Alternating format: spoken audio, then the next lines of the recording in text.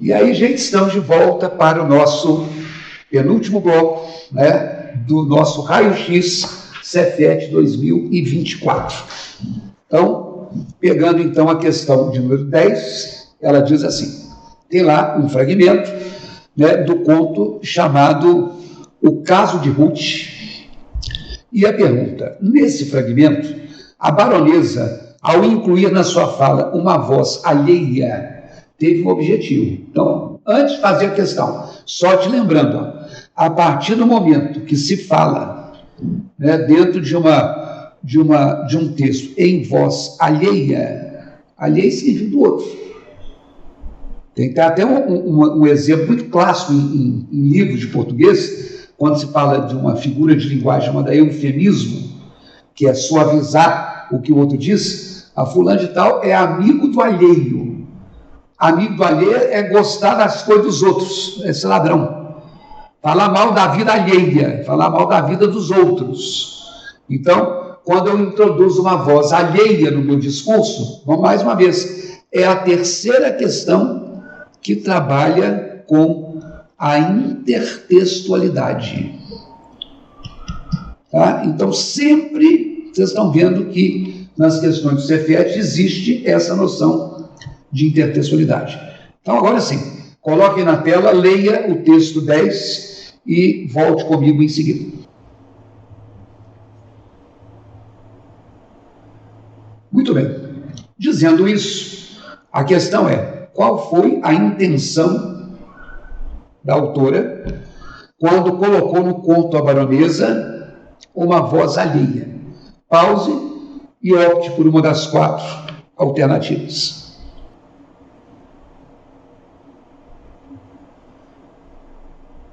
Enxergou alguma coisa? Vamos ver. Olha a letra A. Criticar os comentários dos outros. Na letra B, confirmar as opiniões sobre o comportamento. Na letra C, contrapor-se à objeção do noivo. E na letra D, opor-se ao julgamento moral. Então, quer dizer, obviamente que eu tenho que ler o fragmento para eu saber, né, o que está se dizendo.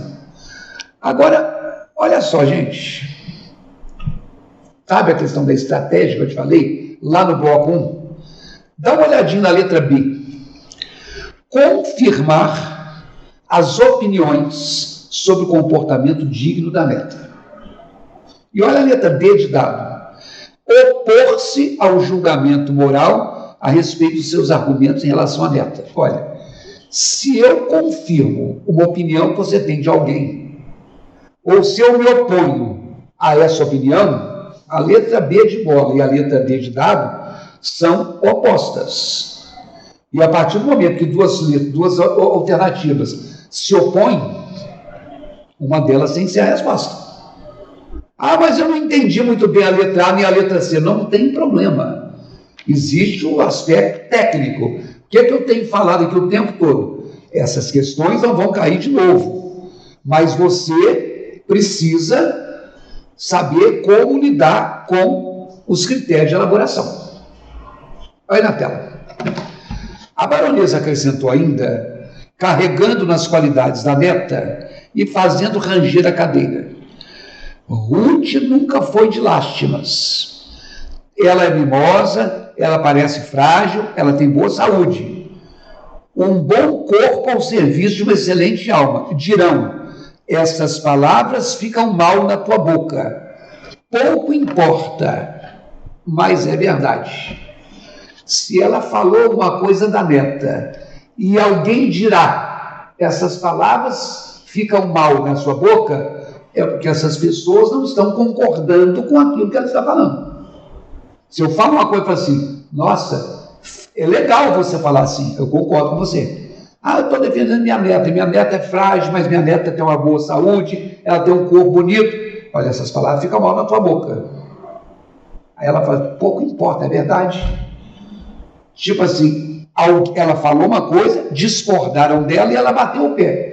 É verdade. Então, se ela bateu o pé, é porque, na tela, você deveria ter marcado a letra D. Eles estão se opondo ao julgamento em relação à neta e não confirmando o julgamento. Então, a resposta, letra D de dado. Olha a questão de número 11. Ela tem aí na tela um fragmento do conto O Impenitente. Tem um texto 2, com um trecho do conto O Enfermeiro.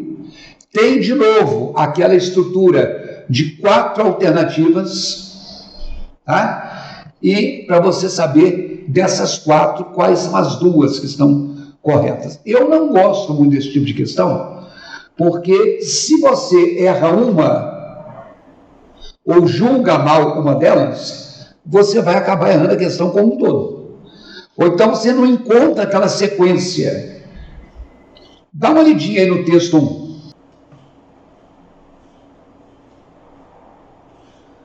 Agora, dê uma lida no texto 2. Muito bem. Veja, então, se você julgaria. Vai colocando na verdadeiro ou falso, e em seguida você confira se encontrou uma sequência correta. Vê lá. E agora confira nessas 4 alternativas se tem alguma que sirva como resposta para você. Vai lá. Encontrou? Porque a número 1 diz assim: nos 2 fragmentos, a noite silenciosa assusta o narrador personagem. Então aqui, olha, quando a gente fala que a noite assusta, essa noite assusta, então é uma visão negativa da noite, ok? Olha a 2. Nos 2 fragmentos, a noite é cenário de introspecção do narrador. Ah, a pessoa não sei o que é introspecção. Aí é um problema de vocabulário. Intro significa dentro. Introspecção é voltar-se para dentro. Fulano de tal parece que está muito introspectivo. Ele está muito reflexivo, ele está muito pensativo. Então, introspecção é volta para dentro de si. Eu não vou dizer que isso é positivo nem negativo. Na letra número 3, no primeiro fragmento, o sentimento de Frei Álvaro é transmitido para a adjetivação da lua. Também não é positivo nem negativo. Na número 4, no segundo fragmento, a insensibilidade do enfermeiro, Procópio, é expressa pela caracterização do brilho das estrelas. Então, é uma questão meio chatinha. Vamos ver se a noite silenciosa assusta o narrador personagem nos 2. Olha o texto 1. Ele diz no trecho grifado assim: lá fora, a lua, ainda mais triste, iluminava a cidade adormecida, e no alto as estrelas pareciam que pestanejavam de tédio. Então a lua está triste, a cidade está dormindo, e as estrelas parece que estavam com tédio, entediadas. Eu não sei se isso aí é alguma coisa que assusta. Olha o 2. Não ventava. A noite ia tranquila. As estrelas fulguravam, com a indiferença de pessoas que tiram o chapéu ao enterro que passa e continuam a falar de outra coisa. Aí eu tenho a noite, as estrelas indiferentes ao sofrimento das pessoas, e em momento algum existe a figura da noite como aquela que assusta. Então, essa número 1, ela deveria ter sido julgada como falsa. Se a número 1 é falsa, olha aí na tela, eu tiraria a letra A e tiraria a letra C. Ok? Olha o que diz a 2. A noite, nos 2 fragmentos, é cenário de introspecção, de volta para dentro de si mesmo. Texto 2. Não ventava, a noite é tranquila, as estrelas brilhavam, as estrelas estavam indiferentes às pessoas, e as pessoas continuam a falar de outra coisa. Ele está focalizando a visão interna, externa. Encostei-me ali por um tempo, fitando a noite, deixando-me ir a uma recapitulação da vida. O que é recapitular? É voltar, é fazer um pensamento. Então isso é verdade. Esse é introspectivo. Olha outro trecho, linha 2. Deitado, então, desistindo da cama e dos livros, pôs-se à janela, muito triste, e ficou longo tempo a consultar a noite silenciosa.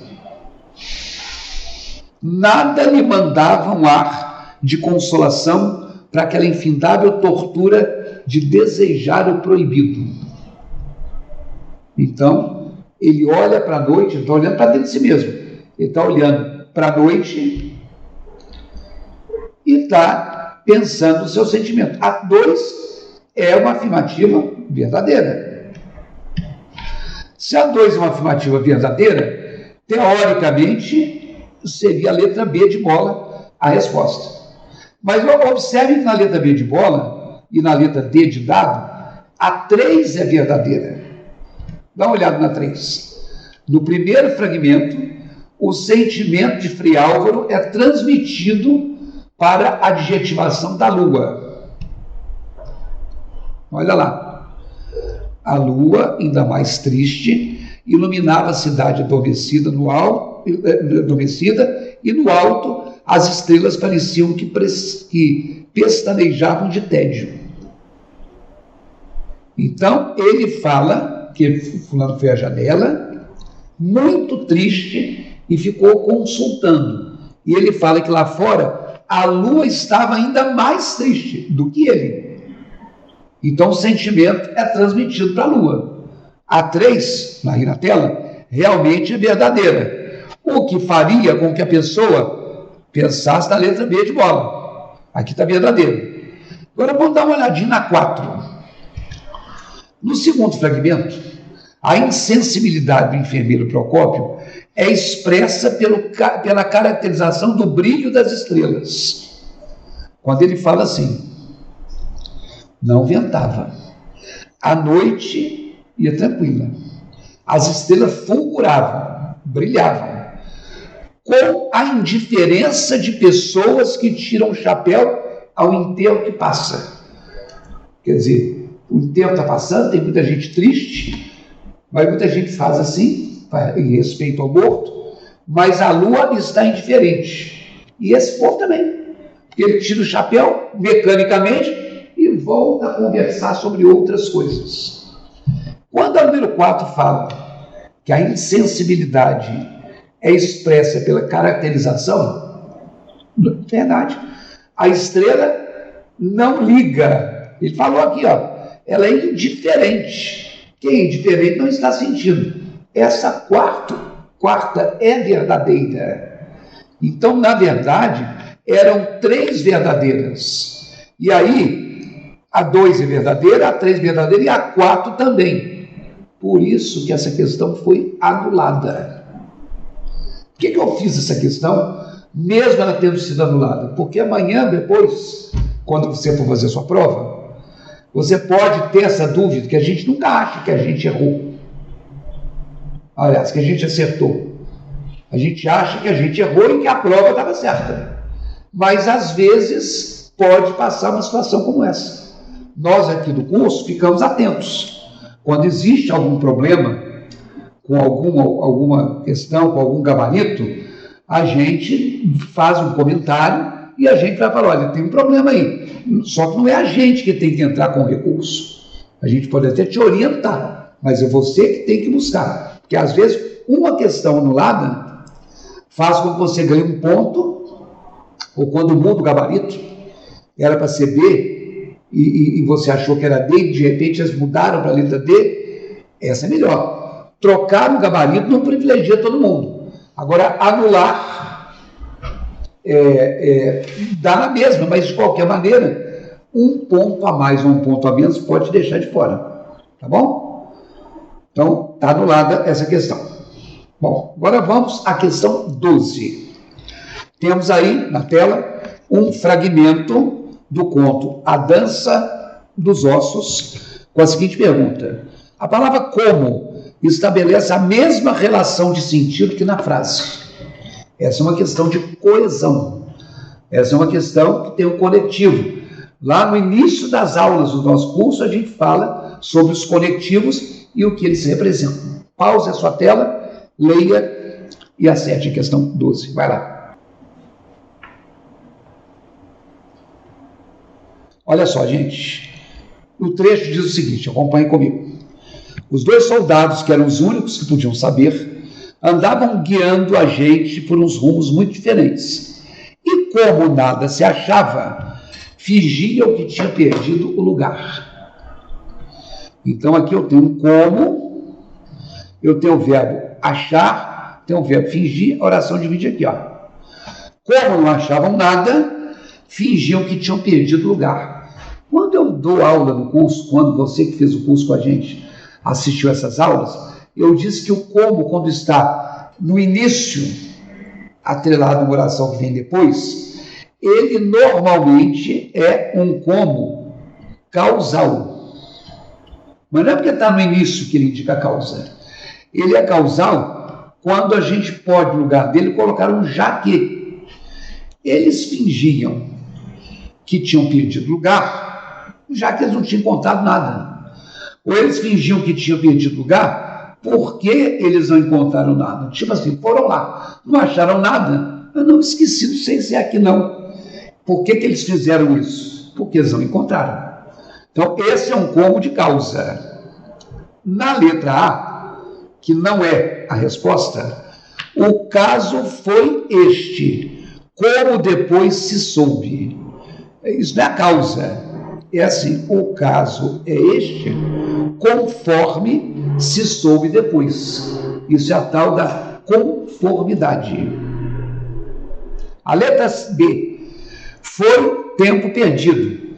No outro dia, a cova estava aberta, tal qual como estava antes. Esse tal qual, seguido do como, mostra uma ideia de comparação. Tanto quanto. Não é de causa. Na letra C. Como ganhava vida brincando com cobras e matava gente com elas, veio também a morrer na boca delas, na boca de uma delas. Ele morreu picado por uma cobra, porque a vida inteira ele andou metido com cobras. Essa é a resposta. Olha o como no início aí de novo. Pode olhar que o como da letra A está no meio, o como da letra B está no meio, mas o como da letra C está antes da oração, com o qual ele faz o par. E a última, todos são pobres como eu. Eu estou equiparando a pobreza de todos com a minha pobreza. Comparação. Então, como ou é de comparação, ou é de conformidade, ou é de causa. Então, a resposta é a letra D de dado. Ok? Bom, dito isso, gente, né? Letra D de dado, a questão 13. Falei com vocês que a gente ia fazer um bloco maior. Vamos fazer agora a questão 13 neste mesmo bloco. Vamos lá. Temos um fragmento do conto O Enfermeiro. E a pergunta é: associe a primeira coluna com a segunda, considerando o efeito de sentido das palavras destacadas na frase. É outra questão que envolve conectivos, relações lógico-semânticas. Põe na tela, leia o fragmento. Uma vez lido o fragmento, analise as alternativas, numere a primeira coluna de acordo com a segunda, coloque num cantinho, que depois, você vai ter que encontrar uma sequência aí. Vai lá, pause e leia as opções, faça o parênteses, vai lá.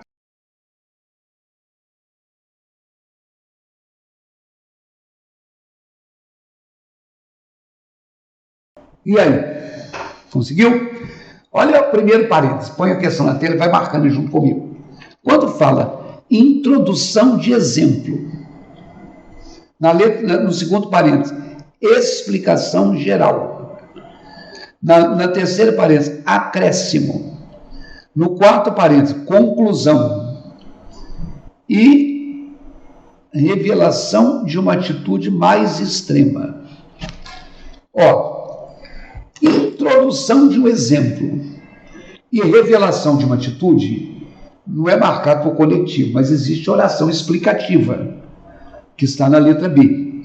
Existe a oração aditiva, que indica o acréscimo. Existe oração conclusiva, que está no parênteses da conclusão. E aí, se você olhar a primeira frase, não só as relações foram se tornando melindrosas, mas eu estava ansioso por retornar à corte. Quando eu falo não só ele sabe inglês, mas também espanhol, ele sabe as duas coisas. Ele não só é bonito, mas é rico. Esse mas não é de oposição. Junto com o não só, ele acrescenta uma coisa à outra. Essa é a ideia de adição. Então aqui, o número 1 está na terceira posição. E olhando as opções, o número 1 na terceira posição, está na letra A, que é a resposta. Eu estou certo disso. Professor, mas vamos ver os outros? Vamos ver os outros. Olha só, explicação, que é o segundo parênteses, está no primeiro. Vamos pegar aqui, 2. Para avaliar o meu isolamento, basta saber que eu nem lia os jornais. Especificamente, o conectivo para indica finalidade. Não é? Se o conectivo para indica finalidade, eu não tenho finalidade aí. Então, ficou assim, 2, 5, 1, 3 e 4. 2, 5, 1, 3 e 4. Então, eles estão dizendo que a introdução de um exemplo sobre as condições ruins de vida estão aqui, Isso, para mim, não indica exemplificação. Eu é porque tinha certeza do terceiro parênteses. O número 5, explicação, visto que eu faço uma confusão geral. A expressão visto que, eu te falei na questão anterior, ela é sinônimo de já que ou de porquê. Isso aconteceu, visto que eu sou uma pessoa muito agitada. Aconteceu porque eu sou agitado. Então está explicando. Aqui poderia ser explicação ou causa. Um dos dois. O porquê serve tanto para um quanto para outro. O penúltimo parênteses, conclusão, está na frase número 3. Esse aqui é o principal conectivo de conclusão. Quando muitas vezes você fez uma redação, você começava o último parágrafo assim, portanto, você afirma uma coisa, acrescenta outra e conclui. Sendo assim, então, portanto. Essas duas, aqui eu marquei como acréscimo e aqui eu marquei como conclusão, resolveriam a questão para a gente, tranquilamente. E a número 4, voltar para a corte na primeira ocasião, ainda que tivesse que brigar com o vigário, isso foi colocado, revelação de uma atitude mais extrema para conseguir voltar. Tudo bem, né? Aqui eu tenho o verbo voltar, voltar para a corte. E aqui eu tenho voltar para a cidade. Só que o ainda que, ele dá uma ideia de oposição. Eu fiquei muito cansado, ainda que não tivesse feito nenhum esforço. Né? Mas, por eliminação, a letra A. E o próximo bloco, né, nós vamos fazer as questões finais, as 3 últimas questões. Estou te esperando. Até lá.